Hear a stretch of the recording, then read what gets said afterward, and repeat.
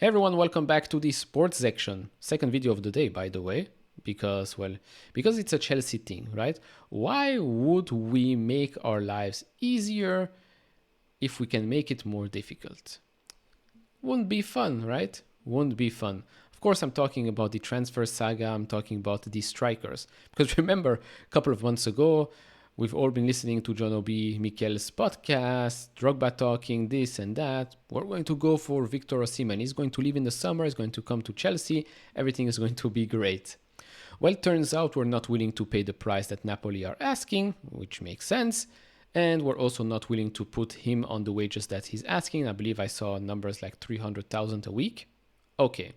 Then we went and looked elsewhere. Benjamin Sesko. We've been looking at him for a year or two now? Benjamin Sesko, nope. He stays at Leipzig. Respect.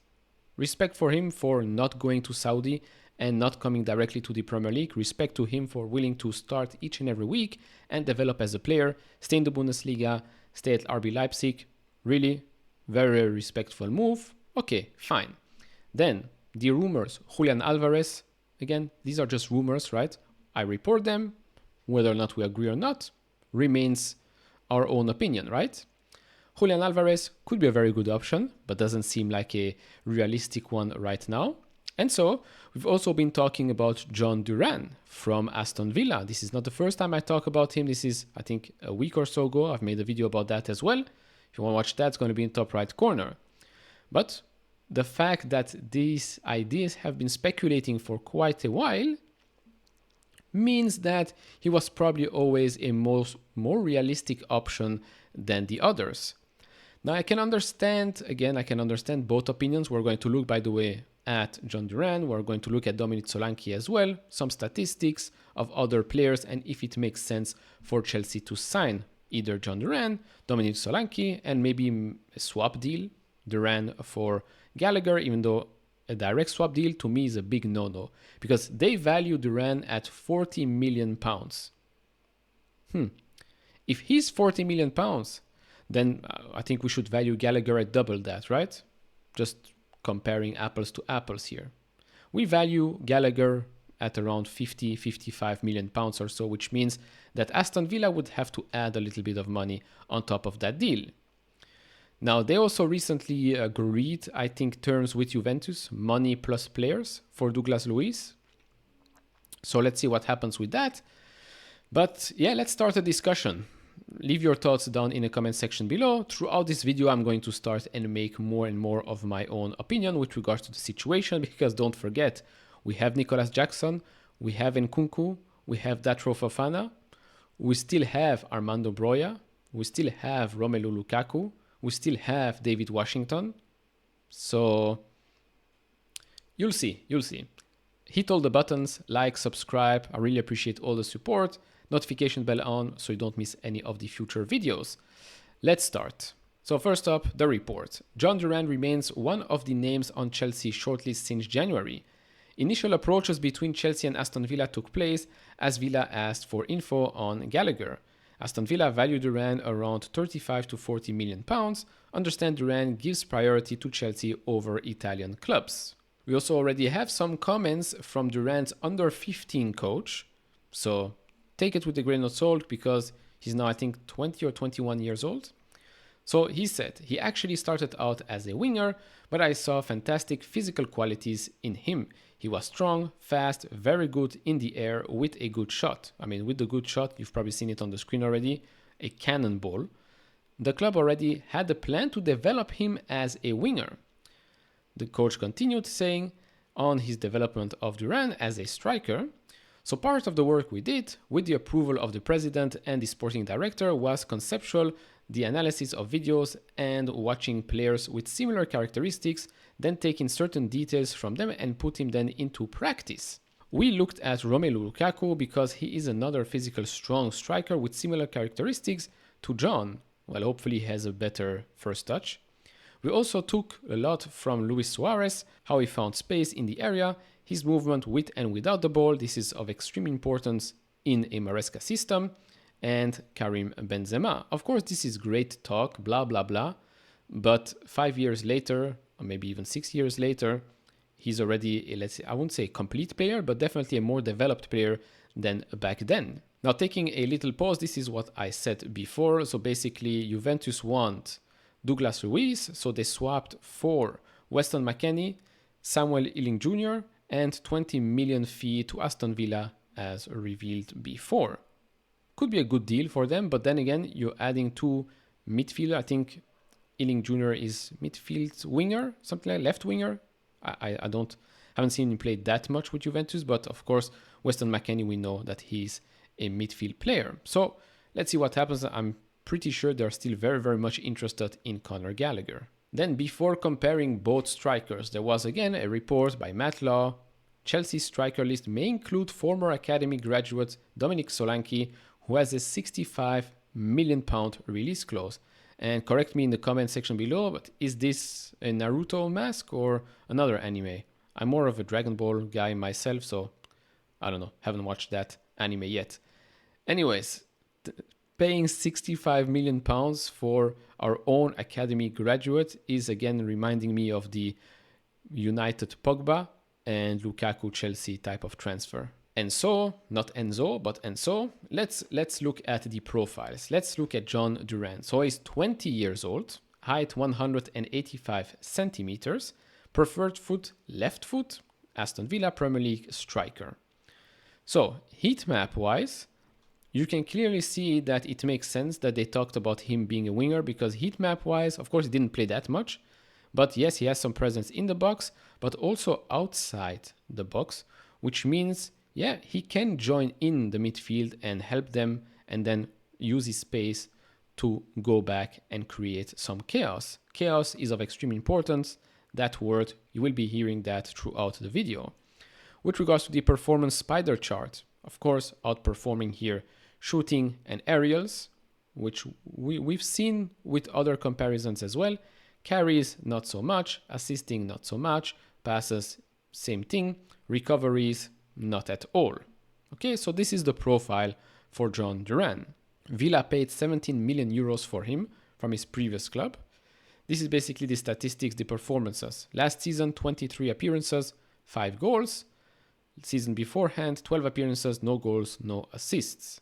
Now, if we compare that to Dominic Solanke, 26 years old, height 187 centimeters, preferred foot, right foot, Premier League striker from Bournemouth.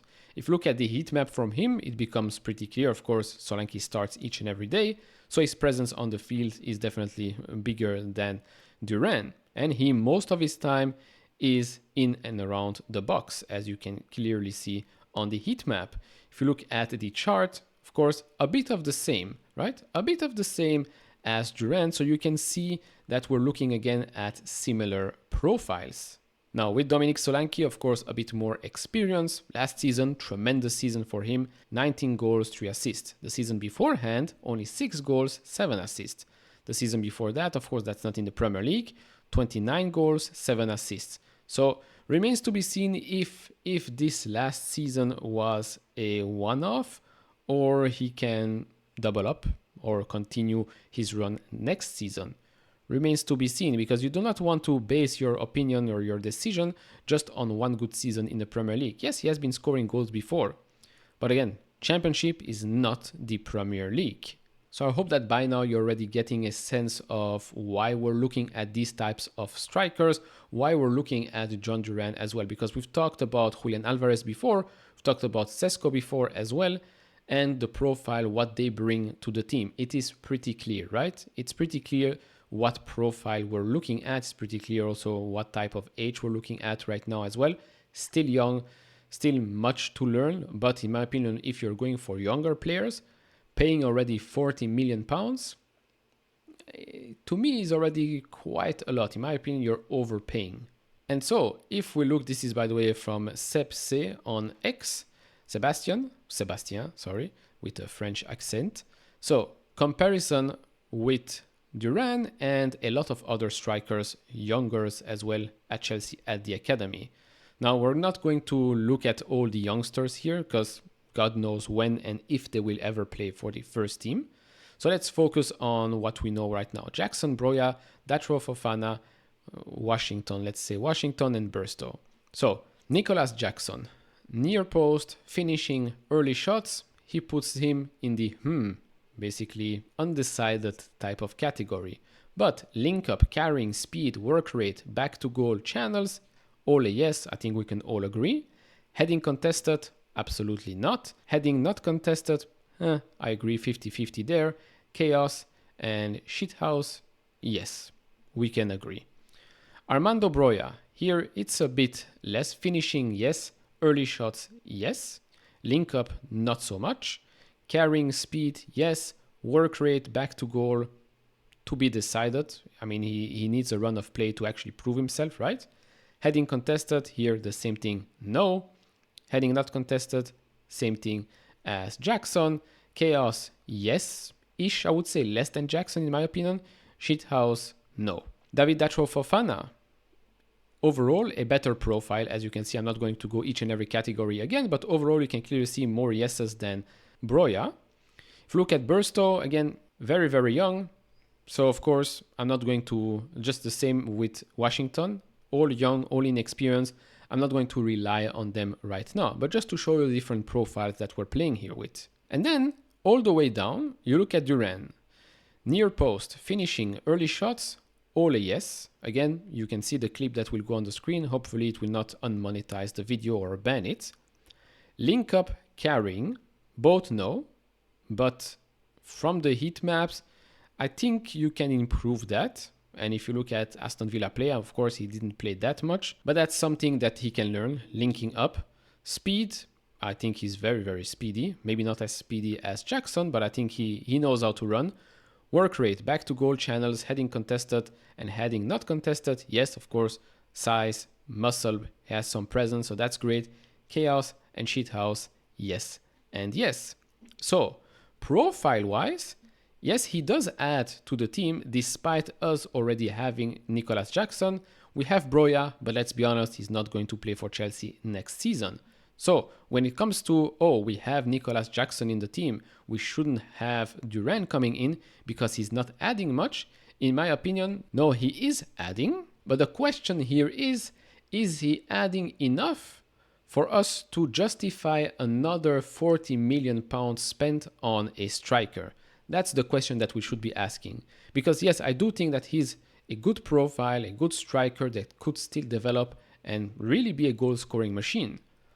But then again, we have Nkunku, we have Nicolas Jackson, and let's say we say, you know what, it's enough for now, let's pause, next season we go back for Sesko. Because Sesko, if you add, I mean, his release clause right now was what, 55-60 million pounds? So you add what, 50% extra to what Aston Villa wants, and you get someone like Benjamin Sesko with way more experience.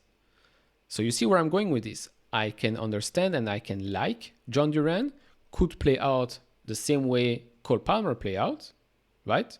Because most people were like, oh, Cole Palmer, what is it? Panic buy. Well, turns out it was probably one of the best signings we did since N'Golo Kante and Eden Hazard, right? In my opinion. Or it cannot work out at all. But you have to understand both points of view. One point of view says, okay, we can try something, we can get another striker.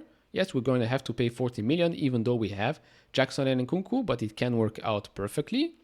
On the flip side, signing someone just for the sake of signing makes no sense. We can wait, we have some decent strikers, we can add Olise, maybe add Somerville or someone else, and we can figure it out, use some youngsters, right?